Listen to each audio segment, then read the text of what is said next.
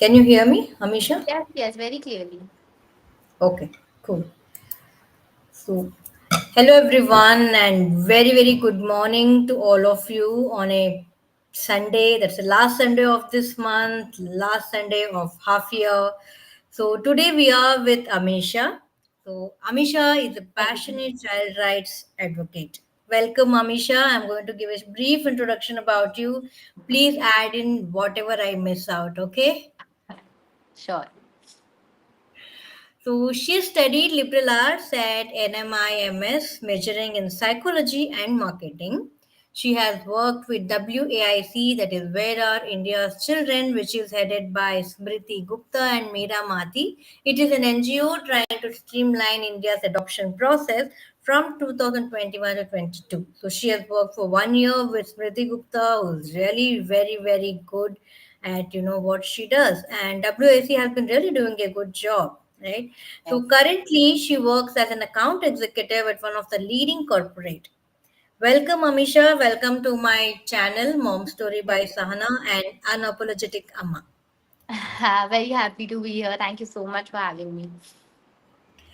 So no worries. So, Amisha, what you are going to share today, let me give a little brief about it, and then you can, Sure. like take on from there, right? So, So, dear viewers, let me share a little brief about Amisha. So, Amisha is someone who has found her forever family through adoption, and today she is here to share little, like information or supporting thing about her, journey as an adoptee. So, one of the most, like important thing that most of the parents worry about or they are concerned about is the fact that how do I share, about adoption to my child? And there are two different type of schools to that, right? So one school says that, you know. We should tell from the beginning, and the other school tells no, we want the child to be little bit mature enough so that they understand about it. So Amisha, can you share with us like how was your journey with this fact, and would you like to tell something to our viewers? How was you, introduced to this concept of adoption from your family? Yes. So I was adopted at the age of 2, and I was in fifth grade when my mom came and spoke to me about adoption. Um, and it was a very bittersweet conversation. Actually, it was she did it really well.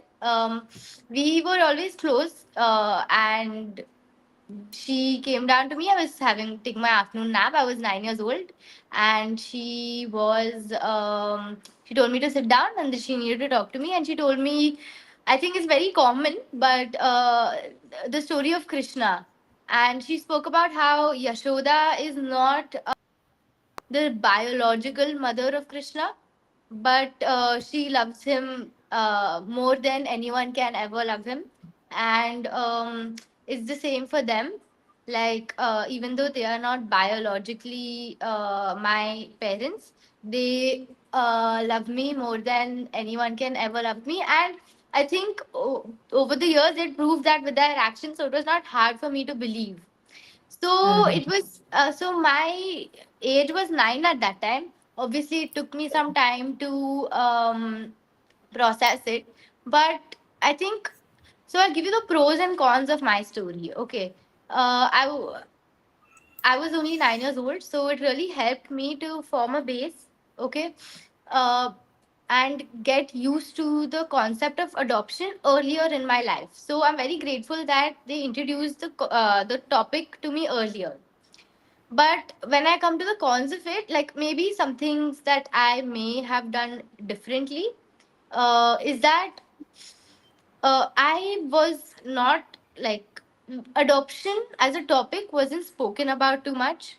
And because of the society we are in, there is a sort of taboo to adoption. There is a sort of, negative connotation to adoption. So when someone tells you that you are adopted, it doesn't. always go the right way. Like, of course, there are a lot of, negatives that come in with the topic. Mhm. So for me, I didn't exactly know what adoption exactly was at that time, even though theoretically I did. Uh, it what would have helped a little, of course, my case was really beautifully dealt with, but as parents, you that's why we're here. As parents, you don't know what path to take, right? So when you should tell your child, so I think you should probably start talking about adoption a little earlier, so that as soon as the child comes, like a normal conversation, right, about what it is, why it is normal, okay, just in daily conversation. And I get why some parents think, you should wait for the child to be mature, but waiting for the child to be mature enough to handle adoption also means you are giving a certain weightage to it that may, of course, it is necessary to talk about this, but that may not be necessary if you haven't already. If like if you speak about it earlier, if you normalize the topic in your house, then the child won't seem so distant to it.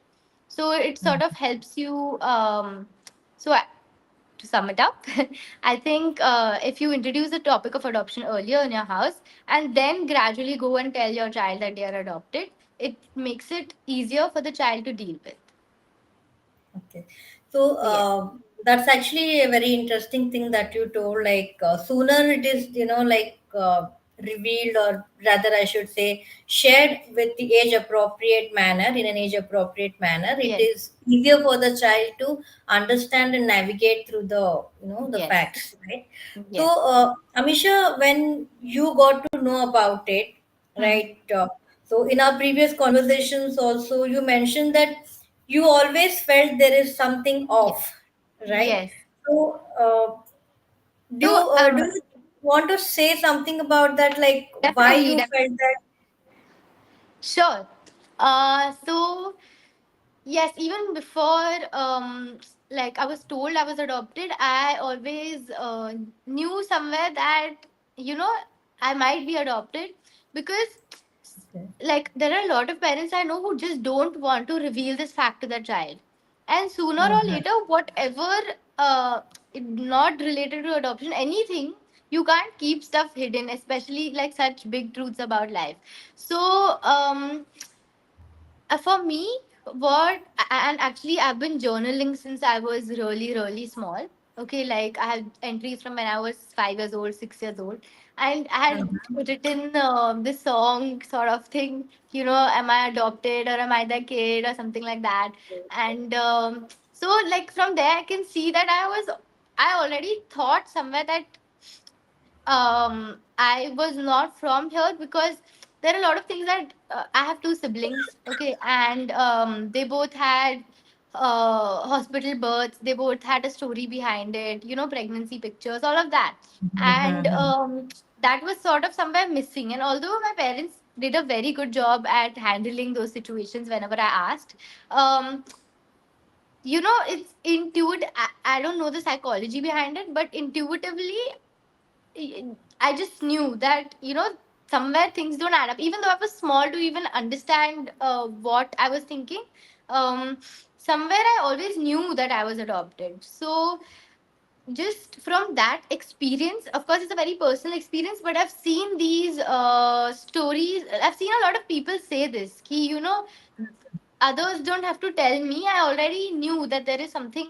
Also, because I was adopted at a little later age, at like 2, I had a few flashbulb memories and everything that one that couldn't be explained. But I think this is something that is very like, I don't want to get into the biology of it, but it's ingrained in you, in your genes and everything. And somewhere you, like, intuitively do know. So it's not a fact that you can keep hidden. And yeah, that's why it is very important. So if parents think ki, nahi, we are going to keep this hidden from them for the rest of their life, that is never going to work out, and it's going to come out in a space that maybe you don't want to reveal at that time in that situation. Like, I can give you an example. So I was just talking to a friend, and she told me about her sister who's also adopted, and she didn't know. And she was about barely like 10, 11 years old, and they were in a bus ride, and some comments were passed by others, and her parents at that point had to like let her know ki, okay, yes, you are adopted. So for the Right. parents, it was not an ideal situation where they would have liked to reveal to her that she's adopted. But because they hadn't told her earlier, and because the situation came to that, they had to tell her on a bus ride. So yeah, so I'm just saying you cannot avoid confrontation. So I think yes, circling back to it's important to reveal earlier. Right. So, viewers, I think whoever is listening to today's episode right now, the live which is going on, I'm sure now you realize like two examples that Amisha shared with us. Like one is of her own life and of another person. So it's always better to like keep sharing small tidbits about these things, like how they came into our life.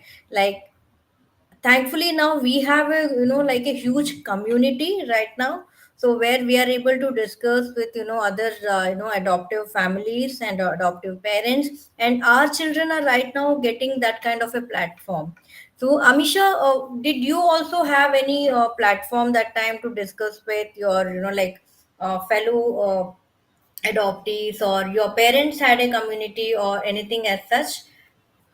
So definitely not at all. Okay. Although my parents have been very good at parenting, one thing that definitely lacked was that there was no community around it, and they there was like how you are taking the initiative to put up videos like this to reach the audience. There at that time was there was no Kara, forget videos and all. So there was no support system, and like parenting is hard in any way.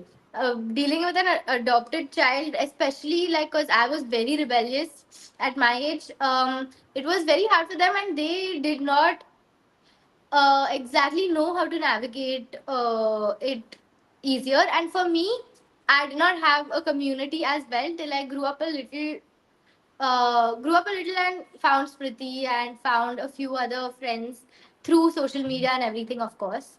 But yeah, when I was growing up, there was no community and there was no one to ask questions to and all of that. That's a very big reason why I like collaborating with you as well for all these things. Thank you. Thank you so much, Amisha. But I think if you would have had a community, you think it's like your anxiety or your questions which you now feel that were unanswered probably, or not answered appropriately, or incomplete answers you might have got, that would have helped. Very definitely. So I'll give you like a little bit of a like so what I used to do when I was small. I don't. It just came to my mind right now. So I had an iPad, and Okay. I used to go onto YouTube and try to see like adoption was very new to me. I didn't have anyone to talk to it about. My family genuinely didn't like they also didn't have a community to talk to. They also didn't know how to navigate the topic. So I used to go Right. on YouTube and search for very random things like, adopted children, how to deal with adoption and all that. And I was still like 11, 12 around at that time. And I didn't find anything of substance. All I found was Americans trying to find their lost twin and trying to, reunite with their family and all of that. But general topics like like stuff like this, like is it normal to be adopted, what is adoption and all of that, it wasn't spoken about. And that sort of like I couldn't find it on YouTube also, and that for me was like, oh my god, it's not there, like this is something like, I'm completely different sort of thing.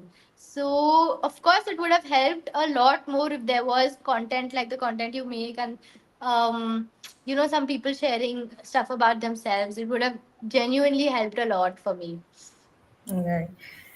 So, Amisha, I have one question for you. It's like Yes, I think this is the last question from my end, and we'll open up questions for the audience sure. if they want to ask anything. So I already have got a couple of questions which I'll put it across to you, and I Hmm. would request all the viewers, whoever is watching, to keep their questions respectful and mindful. Hmm. And Amisha, you have all the liberty to say no to any of the questions you don't Of want to course, yes. answer, right? Yes. So, my last question, that I have right now is: have you come across anyone else who was not told, and they had issues like, like they had differences with their parents, or you have found some parent who did not reveal, or then you, after conversing with you, they felt, yes, like, I should be actually talking about this to my children. Mhm. So you have any such experiences in your life? Yes, actually, I have a few. So, I have this friend who from college, who like everyone in her family knew that those two were adopted, and they were fairly in their teens, and the whole family knew that they were adopted, but the children didn't know, and they Oh. got to know through some other source that, like, cousins and all of that, he they're adopted, and it did not go very well. Like, uh, you know anxiety, mental breakdowns, all of that started. They started rebelling, and the usual. But so yes, that is there. That was a really bad experience for them. Then there is also, so without trying to reveal too much, there is this one senior. He was like a teacher uh, from one of my schools, and he sort of he has two children who are adopted, and all of us knew, we were close to him and all, but the children didn't know, and I didn't know that the children didn't know, and I was speaking to him, and we were talking. So I was talking about my experience and how it was easier for me to grasp the concept, because at the age of 9 I knew that I was adopted, and it was easier for me to go through the process. So, and his children were going into, one child was going into their teens, and one child was still young. And so I was like, how did they take it? And he said, I haven't told them yet. And so I was really shocked. And I'm like, listen, you have to tell your children. And, because someday it's going to get out, like everyone else knows. And, your child is growing up, and this, before she enters her teens, you need to let her know, and you need to break it to her, because later it's going to be very hard for them to come to terms with it, because the longer you live with a lie, the harder it is to adjust with the truth, right? So yeah, so after that he sort of went and told both his children, and I think both of them took it well, and I think he's really happy that he told them now. So yes, that Okay, bit. Yeah. that's really wonderful, like informative story for those parents, especially who feel scared to talk about adoption with their children. I think you must start talking about with little, storybooks. There are a lot of, like now at today's, when we're talking in 2024, there are a lot of material available over the net and even offline, where a lot of storybooks are there, like I'll put it up in the description box or in the comment section later on, where you can look for these books which you can read to your children, which makes this concept of adoption, easier to navigate for, your children. Well, little small things that will, make them feel special about it, rather than, feeling Yes. anxious and, worrisome, or, like being sad about it, right? So now let's move on to the questions which the audience have asked, Amisha. Sure. Yes. Um, so there's one question which Sugandha is saying. Thanks for sharing your experiences, Amisha. We get to hear the adoptee's voice so rarely.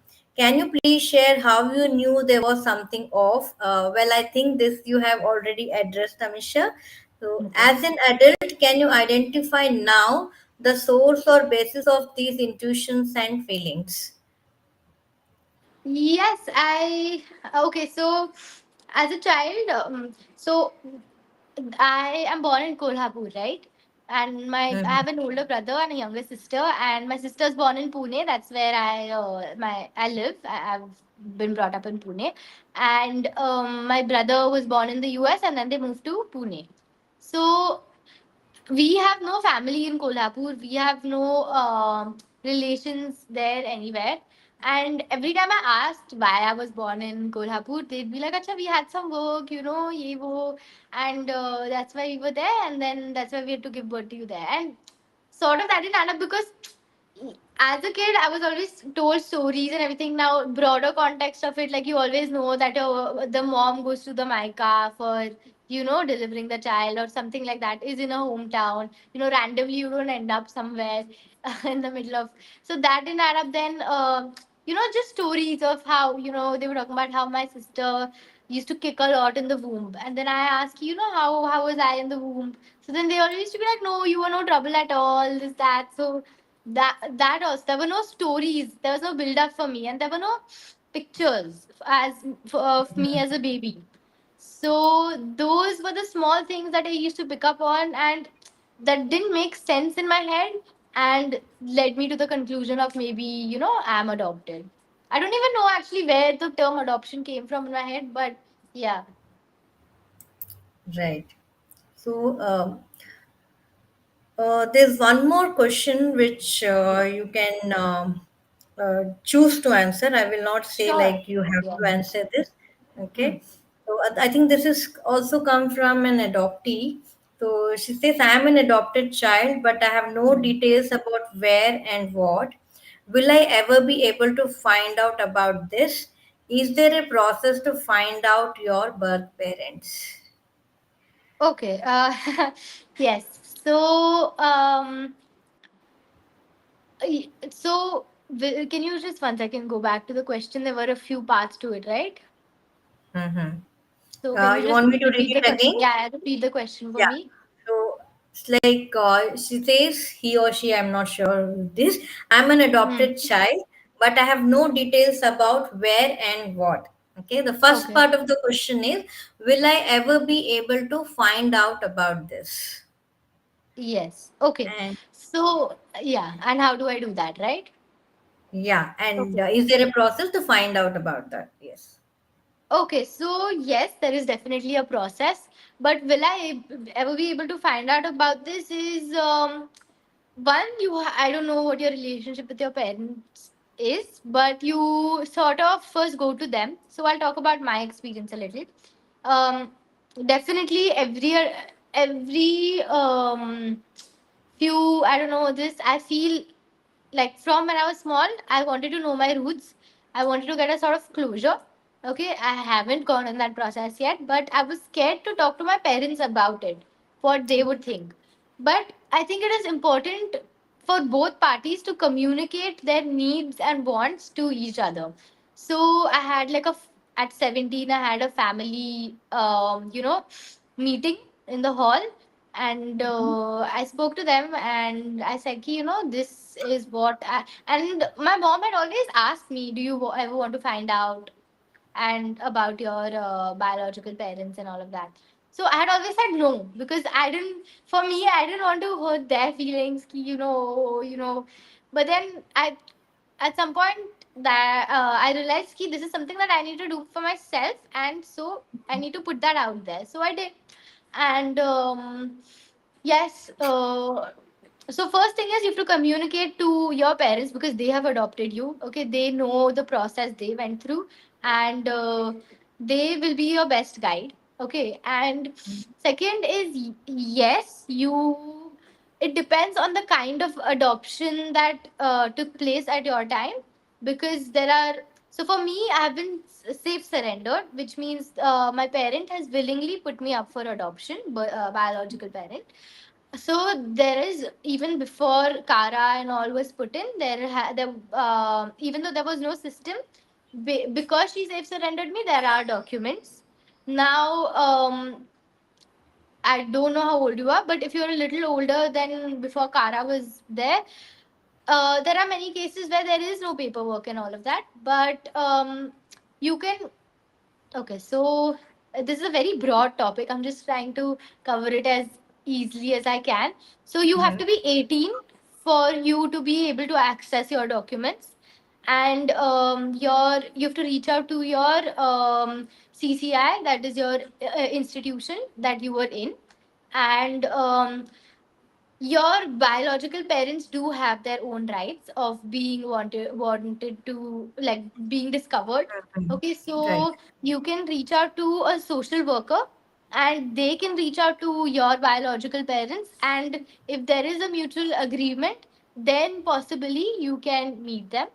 But there are a lot of steps and a lot of hurdles for this, especially Mhm. because India's adoption is very messed up and the paperwork and all is very hard right now. But yes, if you want to know if that's something that you really need to know, then yes, there are ways of knowing. And I think, however scared you are of communicating this to your parents, they know the answers better than you. So it's good to maybe have a talk with your parents first about this and let them help you through the process. Right. So I think Amisha has very beautifully answered this and how to reach out and where to reach out and all. So I think we have one last question, Amisha, Yes.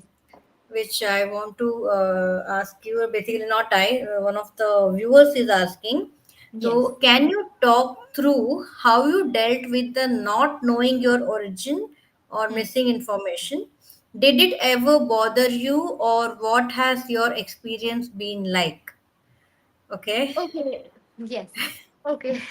So, of course, it bothered me a lot. Like, as for any adopted child, there there are a lot of missing pieces that I still can't connect. Okay. And as a child, it's harder to deal with. At least now, when you're adulting, you have a lot of other things on your mind. But as a child, it's running in your mind 24/7. And for me, um, my parents weren't exactly experienced with the adoption talk and like how to go about it. So I, even though they were very, if I wanted to talk, I could openly talk to them, but I was not sure how to navigate it, and neither were they. And so, of course, there was a gap between a lot of questions that I had to be answered and not having that information.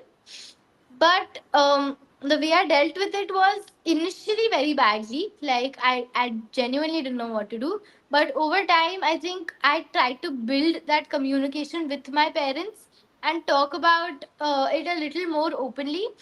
Like I told you, when I had that family meeting, I sort of ask them, like, tell me everything that you know about me. Like, I don't want like bits of information coming. So like, I have a biological name, which is Sharda, that was given by my birth parent, that I got to know much later after my adoption, after I was told that I was adopted, and stuff like this. So a lot of information came in bits and pieces.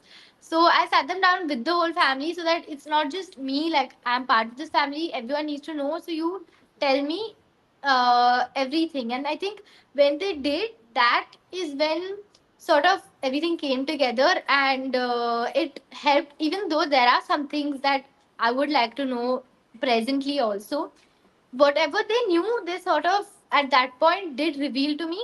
So at that point, it was easy for me to like get a closure as to the fact that okay, there is nothing that someone else knows about me in my family that I don't know now. And that sort of gave a little closure to me. And yes, it was hard to deal with, but the fact that everything's being spoken out openly really helped.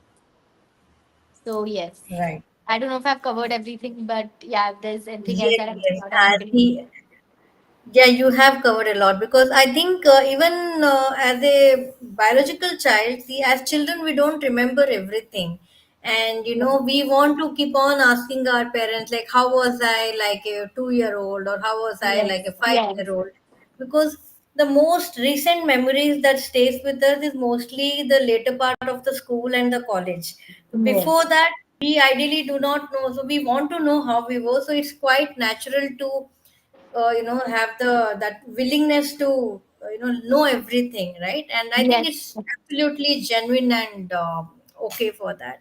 So, Amisha, in one of our previous conversations, I remember you mentioned that you are preparing a resource or maybe a book or a blog or something, specially meant for all the heart babies who Yes. can, it's mostly like a guiding light for them. So, you want to talk about it, like what exactly you're thinking and how Yes. soon can we expect that resource?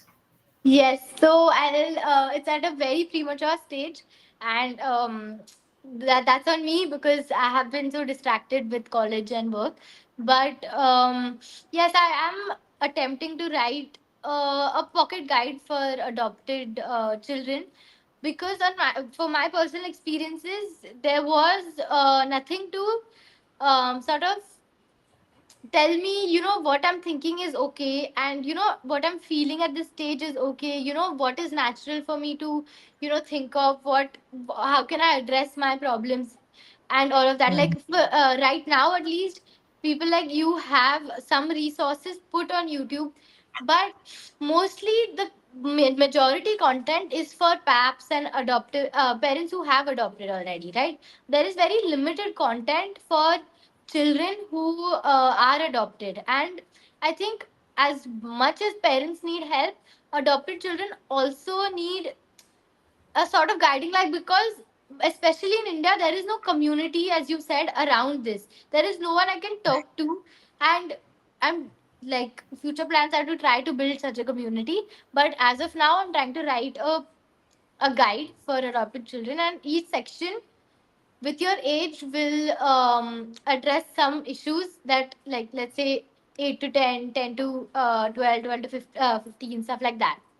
So each chapter, each section is going to mean something different to you as you grow up. It's not necessarily that you'll understand everything from the book at in one go.